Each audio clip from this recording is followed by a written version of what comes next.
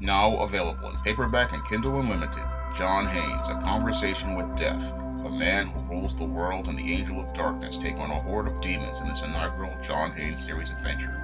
Get John Haynes, A Conversation with Death for 99 cents on Kindle or in paperback today.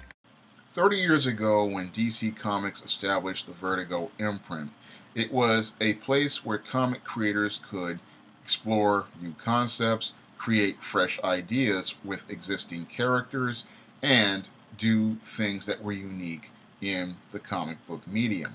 And because creators had a lot more creative freedom in the Vertigo imprint, that's how we got classics like Neil Gaiman's The Sandman, Chris Sprouse's Tom Strong, and books like Promethea, and fresh takes on DC characters like the Doom Patrol and Swamp Thing.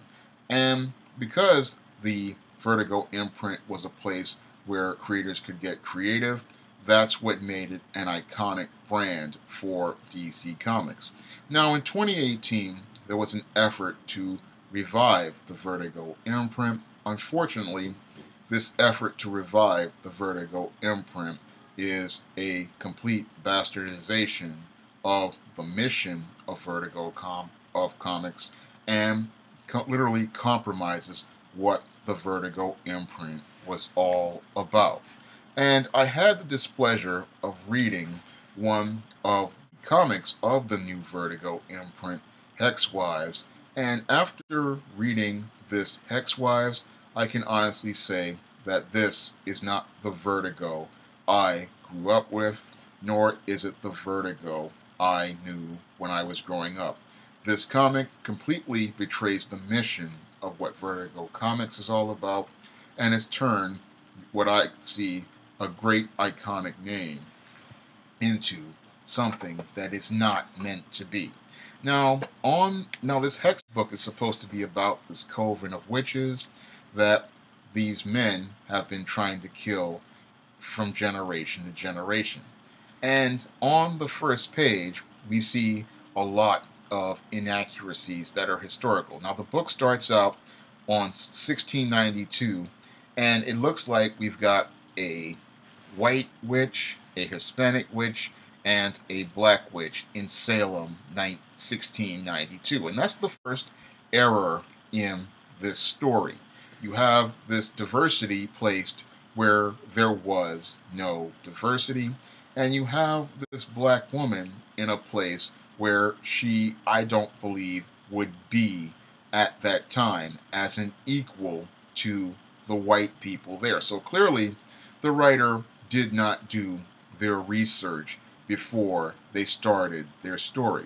Now, this book, in its attempt to force identity politics with forced diversity, only gets worse, because in this attempt to put forced diversity, they start to show how racist they truly are.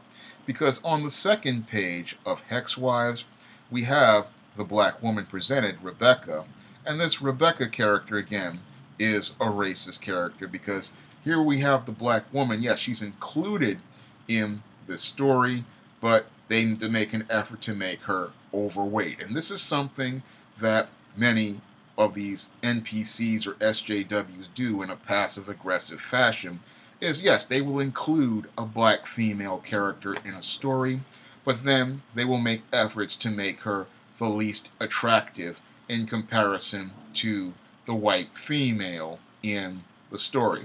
And to add insult to injury, in this Hex Wives book, the Rebecca character winds up dead on the second page. But this is something that your NPCs or your SJWs do on the regular to black characters. Yes, they'll include them, but then they find some way to passively, aggressively make them ugly, and then make ways to kill them. And in this ex-wife's book, after killing the black woman, we then go into the identity politics, where we have the feminism shoved down our throats. And this feminism is shoved down our throats with the characters, one of the witches killing these white men, and decapitating one, and then putting an axe through the face of another.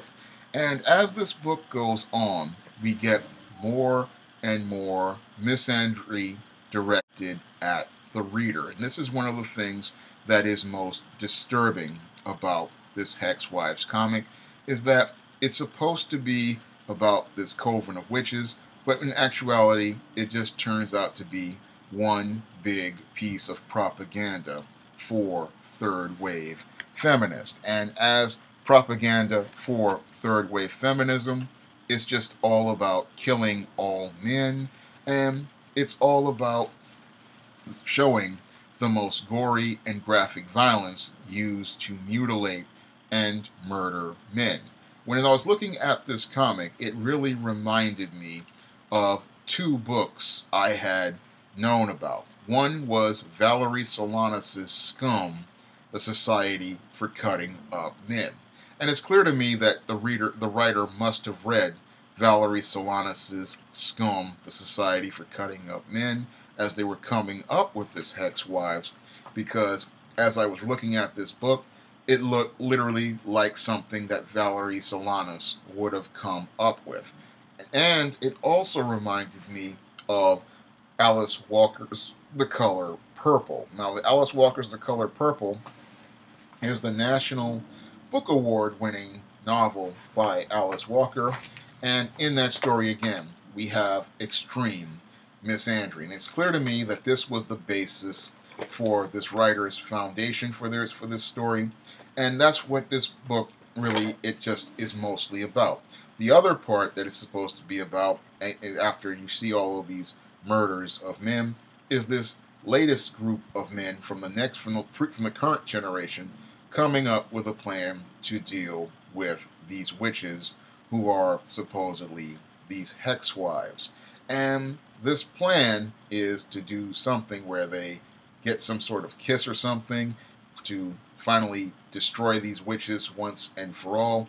But when I look at their plan, it reminds me a lot of Wile E. Coyote or Tom and Jerry, because this plan doesn't make any sense, because as I see it, the definition of insanity is doing the exact same thing and expecting a different result. And generation after generation of these men have tried to kill these women, and they just keep coming back generation after generation. So I look at the premise of the story, and it's not a very solid one, and it's not very unique in any way, shape, or form. It's not really a well-executed concept from a story perspective, and it's not really a well-executed concept from a development perspective. As I looked at the pages of Hex Wives, it looks like some sort of emotional tantrum being made by someone who read a lot of third-wave feminist books, but did not approach them from an objective perspective.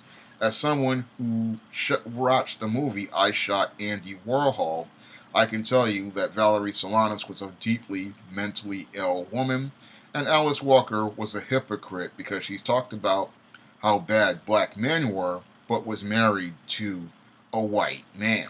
And this is one of the things that your NPCs, or what they call SJWs, do. They approach subjects from an emotional perspective, and because they don't have any objectivity, there's no balance to the storytelling. And when I look at Hex Wives' storytelling, there really wasn't much balance as related to it.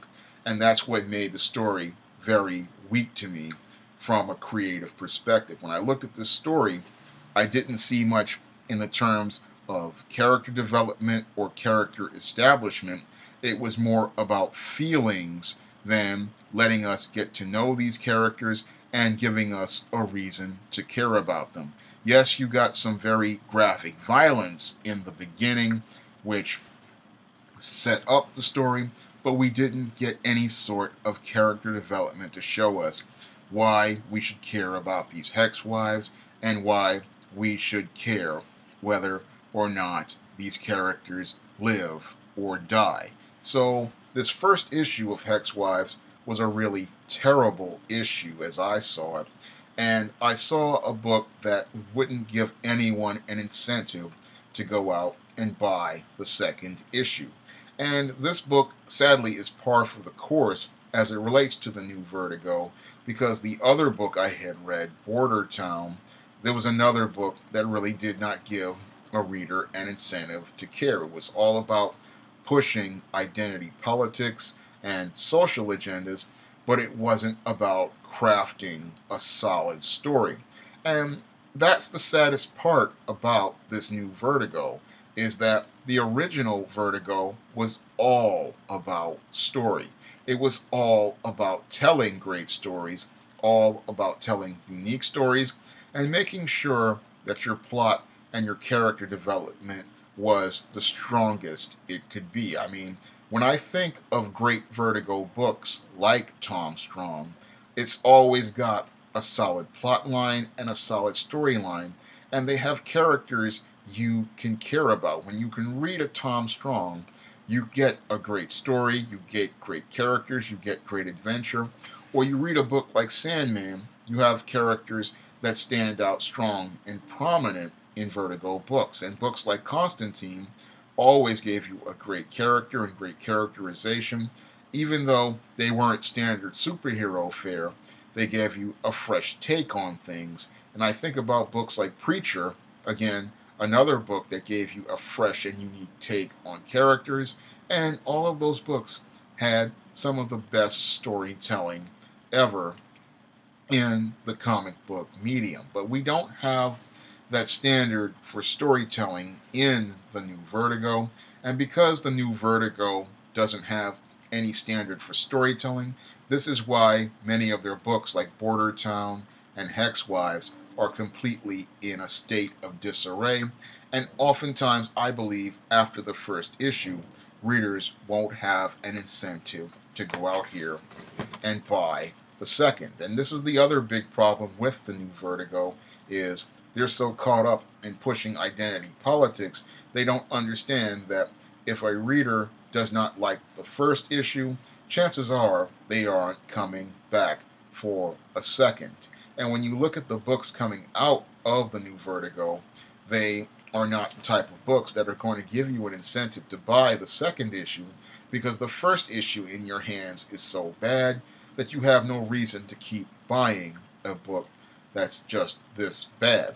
And these Vertigo books, again, they are a pale shadow of what Vertigo used to be. I mean, when you think about Vertigo, and if you've known what Vertigo Comics was all about, again, it was all about fresh takes, fresh concepts, and exploring different types of stories in the comic book medium, and giving people unique takes on things that made them think about comics on a higher level. When I look at these new Vertigo books like HEX Wives, they basically are stale and trite, and they trying to be edgy and innovative, but it's clear to me that they don't know how to be innovative or how to be creative. All they want they're so caught up in pushing agenda that they're not thinking about things as related to story, because the HEX Wives concept literally comes across like Valerie Solanas' Scum, the Society for Cutting Up Men, meets Desperate Housewives, and both of those concepts just don't work organically together because they just don't synergize in a constructive way. And this is something a good editor would sit that's writer down and tell them. Unfortunately, one of the things we have in comics that keep the industry in a dire state is the fact that we don't have editors editing people or rejecting concepts when they're not ready. Because I look at this HEX Wives book, and if I was running DC, this book would never meet print because it just isn't good enough outside of the shocking violence, and it's not good enough to be told from a story perspective. There's no real story in this HEX Wives book. It's all feelings, and you can't have a story based on feelings. If you have a story, there has to be a logical sequence, there has to be a character that has something that we want, and there has to be something that we care about. And when I looked at HEX Wives, on the first page, I saw no main character. I did not see anything that anyone wanted, and I didn't see anything anyone would care about to buy the next issue. So I look at this book, and it's just poor quality. It's just a lot of feelings around identity politics and a lot of attempts to bring diversity to subjects. And again, no research done on any of this subject matter in a constructive manner that allows you to see a solid structure, story structure being set together. And again, I look at this book, and if this is the standard for the new Vertigo, I don't see the Vertigo imprint going much further for long, because these books just aren't good enough to meet any sort of standard for a basic comic, let alone a Vertigo comic. And this is not; these comics are just not what I would consider high quality in any standard at all. If you'd like to try some of my SJS Direct publications, like the ISIS series, the E-Steam series, the John Haynes series, The Temptation of John Haynes and the Smithstorella trilogy, you may do so by clicking the link to Amazon.com in the description box. And if you want to help me make more videos like this, you can donate to my Patreon by clicking the link in the description box. That's all I have to say for this video. You can comment, rate, and subscribe.